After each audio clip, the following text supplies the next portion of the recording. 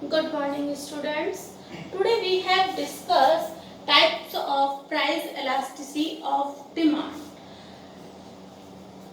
First, relatively elasticity means ED greater than 1.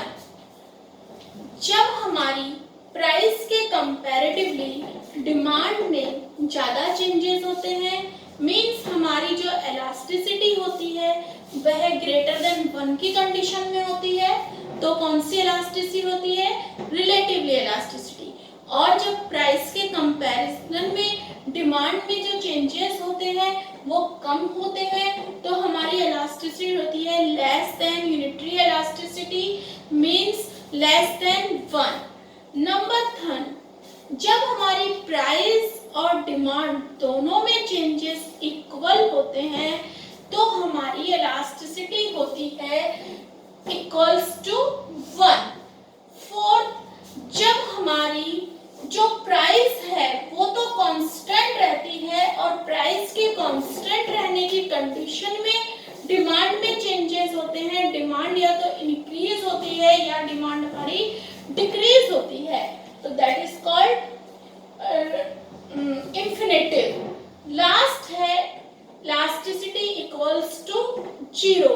जिस condition में demand में कोई चेंज नहीं होता है बट प्राइस में चेंज होता है, तो उस कंडीशन में हमारी इलास्टिसिटी होती है परफेक्टली इनइलास्टिक।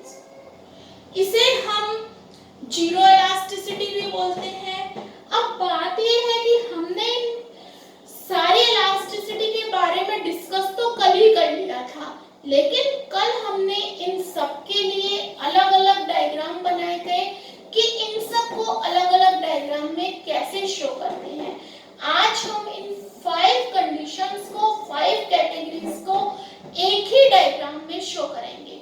हम देखते हैं कि एक ही डायग्राम में हम सारे इलास्टिसिटी को कैसे शो कर सकते हैं। यहाँ पर OY एक्सिस पर प्राइस को शो किया है, OX एक्सिस पर क्वांटिटी डिमांड को शो किया है। अब हमने पढ़ा था कि जो परफेक्टली इलास्टिसिटी होती है उसमें हमारी जो प्राइस कांस्टेंट रहती है, मींस प्राइस में कोई चेंज नहीं होता है, तो प्राइस किसके पैरेलल बनती है? प्राइस हमारी OX एक्सिस के पैरेलल होती है। जो परफेक्टली इलास्टिसिटी होती है उसमें जो प्राइस की जो लाइन बनती है वो OX एक्सिस के पैरेलल बनती है।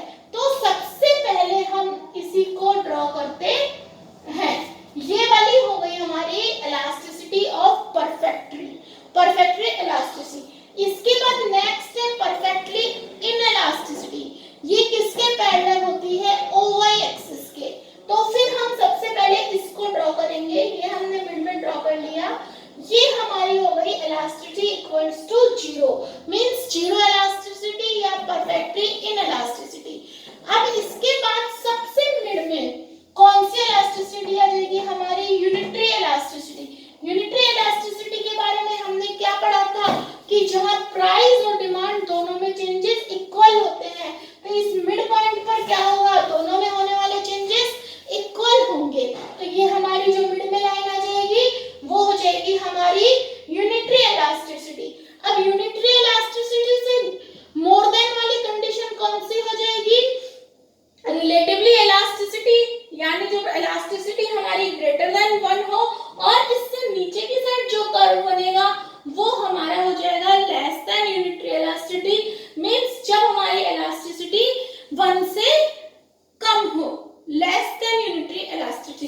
तो इस तरह से हम इन पांचों को, इन 5 कैटेगरीज को एक डायग्राम में भी शो कर सकते हैं। अगर हमसे अलग अलग पांचों को डिफाइन कराता है तो हम इनके अलग अलग डायग्राम शो करते हैं, और अगर क्वेश्चन में हम कैसे कह देता है कि पांचों को एक ही डायग्राम में हमें शो करना है, तो इन पांचों कंडीशंस को हम इस तरह से एक डायग्राम में शो कर सकते हैं। तो क्लियर पांचों कंडीशंस। अब हम इसके एक दो क्वेश्चंस करेंगे। हम क्वेश्चंस करते हैं।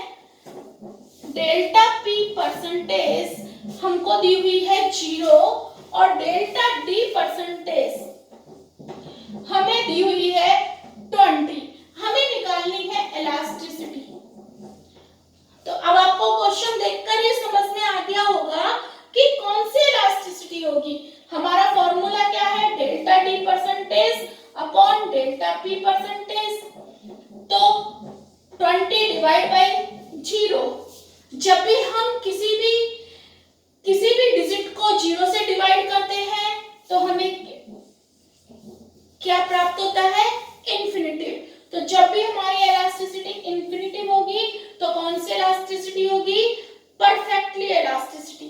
इसी के अपोजिट अगर मैं इसको ऐसे कर दूं तो ये कंडीशन हमारी रिवर्स हो जाती है। तो हमारी जब हम 0 को किसी डिजिट से डिवाइड करेंगे तो हमारा आंसर क्या आ जाएगा, 0। तो इस कंडीशन में हमारी कौन सी इलास्टिसिटी हो जाएगी, परफेक्टली इन इलास्टिसिटी। बाकी तो सारी आपको क्लियर है ही।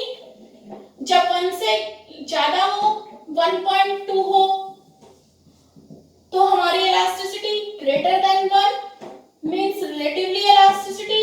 अगर हमारी ऐसे हो 0.8, 0.06 तो 1 से कम है तो हमारी कौन सी हो जाएगी, रिलेटिवली इन इलास्टिसिटी। या ऐसे हो जाए 1:1 तो हमारी इलास्टिसिटी कौन सी हो जाएगी,